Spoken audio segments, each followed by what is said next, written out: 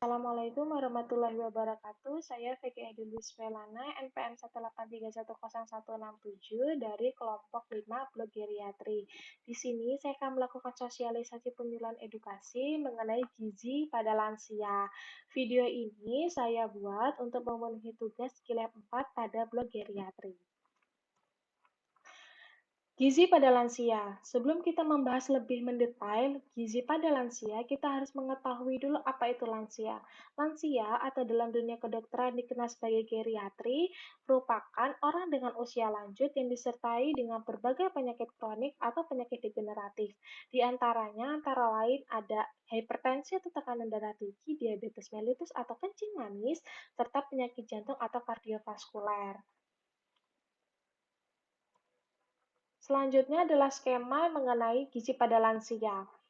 Nah, gangguan nutrisi pada usia lanjut ini akan menyebabkan lansia jatuh pada keadaan penyakit kronik. Maksud dari penyakit kronik tadi adalah seperti tadi contohnya, orang yang sudah memasuki usia lanjut biasanya disertai hipertensi, diabetes mellitus atau kencing manis, serta penyakit jantung. Nah, umumnya pada orang yang sudah memasuki usia lanjut ini, penyakit penyerta atau penyakit kroniknya itu biasanya lebih dari satu, bahkan bisa sampai 4. Nah, saat seseorang lansia itu sudah memasuki keadaan penyakit kronik, akan membutuhkan pengaturan nutrisi pada konsumsi makanannya. Biar apa? Biar gizi pada tubuh lansia tersebut tetap seimbang dan kebutuhannya tetap terpenuhi. Selanjutnya adalah masalah gizi pada lansia. Masalah gizi pada lansia itu ada 3. Yang pertama gizi lebih, gizi kurang, dan kekurangan vitamin serta mineral. Gizi lebih. Kenapa gizi lebih itu bisa dikatakan sebagai ketidakseimbangan gizi pada lansia? Di sini sudah dijelaskan nih, banyak di negara barat dan perkotaan akibat pola makan yang salah pada usia muda. Nah, kita ketahui bahwa di perkotaan itu sangat mudah sekali mendapatkan makanan-makanan junk food atau makanan cepat saji. Nah, apabila pada saat usia muda itu sering mengkonsumsi makanan siap saji, contohnya seperti ayam siap saji, bahkan minuman-minuman siap saji seperti boba yang lagi tren sekarang ini, nah itu nantinya pada usia lanjut akan mengganggu dari keseimbangan gizinya. Kenapa bisa mengganggu? Karena pada lansia itu aktivitasnya akan mulai menurun. Biasanya pada lansia atau orang usia lanjut cenderung lebih pasif. Nah, karena menurunnya aktivitas fisik yang dilakukan akan menyebabkan penggunaan energi itu berkurang atau menurun. Nah, karena penggunaan energinya itu menurun atau aktivitasnya menurun, itu akan menyebabkan penumpukan gizi pada lansia. Coba kalian perhatikan, contoh paling sering pada laki-laki yang sudah lanjut usia, biasanya perutnya akan buncit kan. Nah, buncit itu disebabkan karena gizi berlebih. Nah, gizi yang berlebih itu akan menyebabkan faktor risiko berbagai penyakit pada lansia. Di antaranya ada penyakit jantung, diabetes mellitus atau kencing manis, serta hipertensi atau tekanan darah tinggi. Selanjutnya, yang kedua adalah gizi kurang. Nah, gizi kurang ini biasanya diakibatkan masalah sosial ekonomi, bahkan mempunyai riwayat penyakit kronik penyerta. Nah, apabila orang tersebut itu dalam kata ekonominya menengah ke bawah, itu akan kesulitan untuk memenuhi gizi, contohnya kesulitan untuk mendapatkan protein dari daging karena biasanya kan harga daging itu tinggi. Bahkan penyakit kronik itu karena dia punya riwayat penyakit kronik, contohnya diabetes itu atau hipertensi, nggak boleh banyak-banyak makan daging, itu juga akan mempengaruhi itu keseimbangan gizi pada lansia tersebut. Nah nih, bila disertai dengan kekurangan energi protein, contohnya kekurangan konsumsi daging nih, kurangnya konsumsi makanan yang mengandung protein akan menyebabkan sistem imun terganggu. Nah, apabila sistem imun itu terganggu, akan menyebabkan penyakit infeksi itu mudah menyerang pada seseorang tersebut.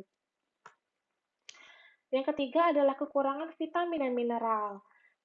Nah, vitamin dan mineral yang dalam kategori di bawah normal, contohnya vitamin A, vitamin C, vitamin E, vitamin B, vitamin Z, dan kalsium, Fe atau zat besi serta asam folat yang di bawah normal akan menyebabkan seorang lansia tersebut mengalami masalah gizi di usia lanjutnya atau lansia.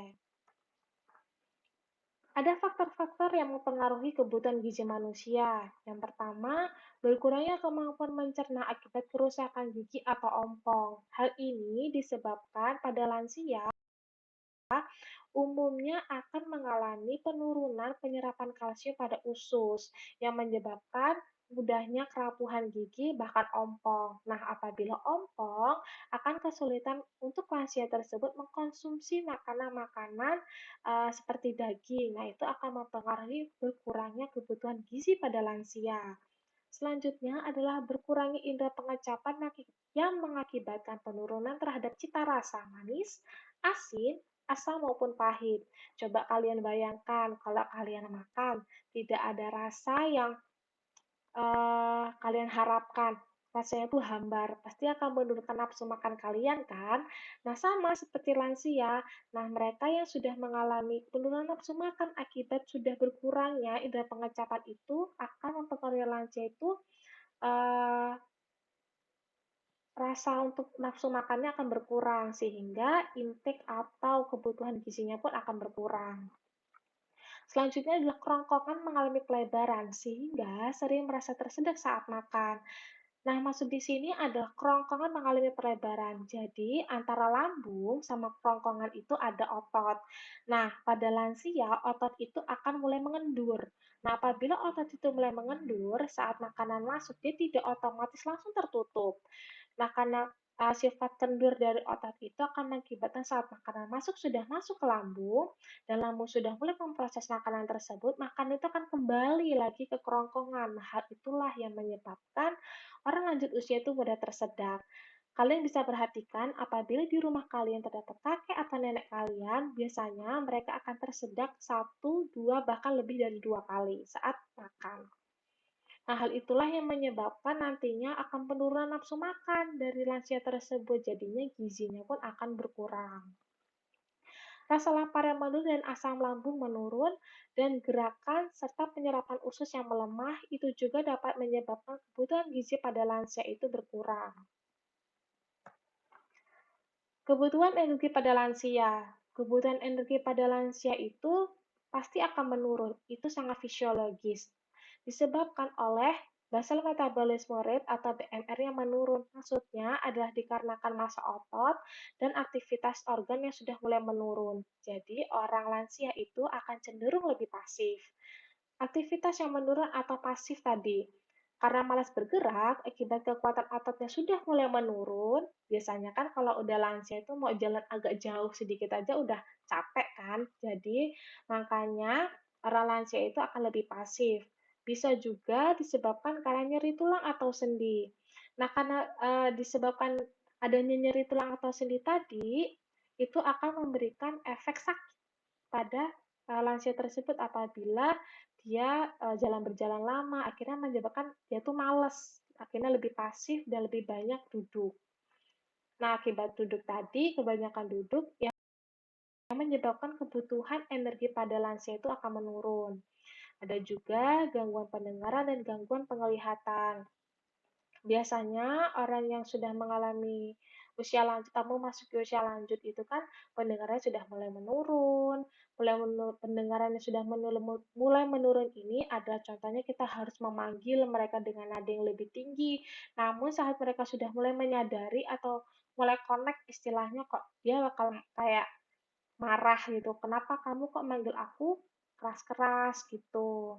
Yang akan menyebabkan dia juga akhirnya males untuk melakukan banyak aktivitas.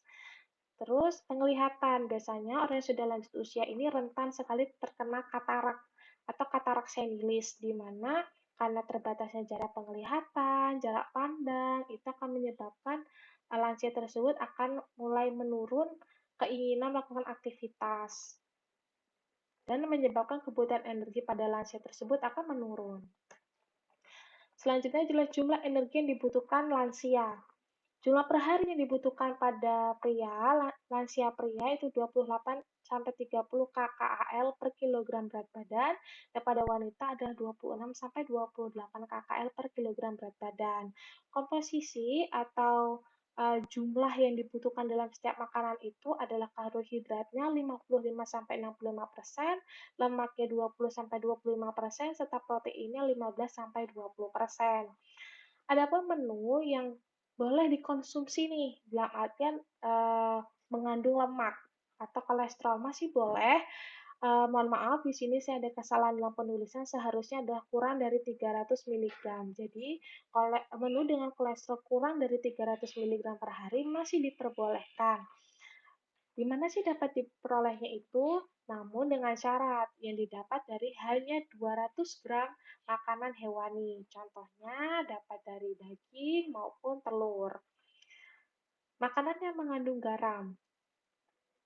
Makanan yang mengandung 25 gram. Ini adalah serat. Dengan 6 gram diantaranya ada serat larut air. Contohnya ada apel, jeruk, pir, jambu batu, kacang merah, tahu, serta tempe. Fungsi dari serat ini antara lain adalah untuk memudahkan BAD, selanjutnya dapat menurunkan kolesterol, dan menghambat kenaikan gula darah. Selanjutnya adalah kebutuhan vitamin dan mineral pada orang lanjut usia. Sumber vitamin dan mineral itu dapat diperoleh dari buah-buahan dan sayur-sayuran yang berwarna kuning gelap, bahkan hijau gelap. Sumber utama dari kalsium dan besi dapat diperoleh dari konsumsi susu, ikan, dan daging. Serta konsumsi susu itu dapat memenuhi kebutuhan air dalam tubuh berkisaran 2,25 liter per harinya. Selanjutnya adalah komposisi menu lansia dari 1.400 sampai 200 kcal. Nah, di sini sudah dibagi menjadi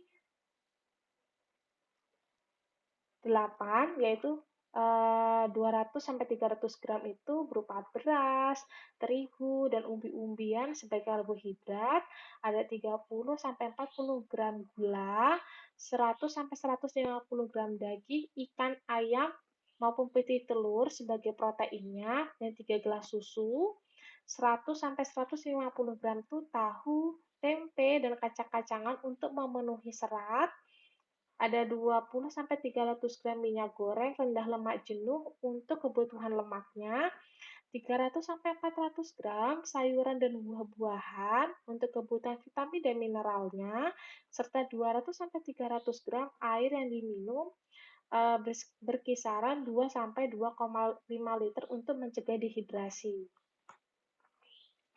Waktu pemberian makanan pada lansia. Jadi, makanan sehari diberikan dalam 6 sampai 8 kali, terdiri dari 3 kali makanan utama dan 3 sampai 5 kali makanan selingan.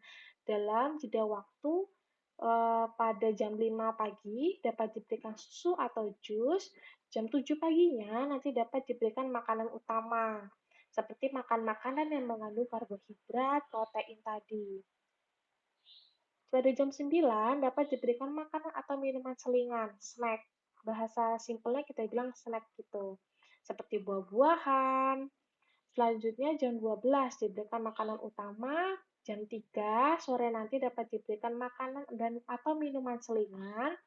Jam 6 sorenya dapat kita berikan makanan utama, dan sebelum tidur dapat kita berikan makanan atau minuman selingan, dan waktu untuk minum bebas. Waktu minum bebas itu berarti selepas dari jam yang sudah diatur, tapi minuman yang boleh dikonsumsi sebaiknya adalah air putih dan susu saja. Kesimpulannya adalah dari tadi yang sudah saya jelaskan, gangguan gizi menurunkan pertahanan tubuh sehingga lansia mudah sakit dan sembuhnya itu lama.